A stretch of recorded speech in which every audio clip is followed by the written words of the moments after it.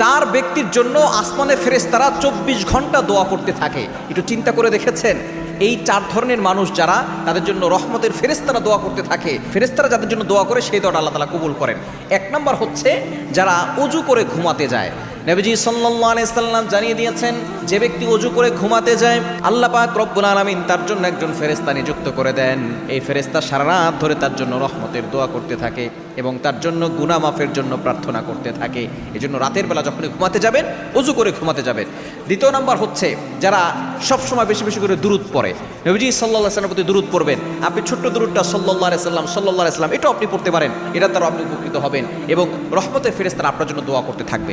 এবং 3 নাম্বার, যে ব্যক্তি নামাজের জন্য অপেক্ষা করে, আপনি ফজর পড়েছেন, জোহরের জন্য অপেক্ষা করছেন, মসজিদে গিয়ে আপনি বসে আছেন, যে নামাজের জন্য অপেক্ষা করে রহমতের ফেরেশতারা তার জন্য দোয়া করতে থাকে। না, আপনি জোহর পড়েছেন, আসরের জন্য আপনি অপেক্ষা করবেন, আসর পড়েছেন, আপনি মাগরিবের জন্য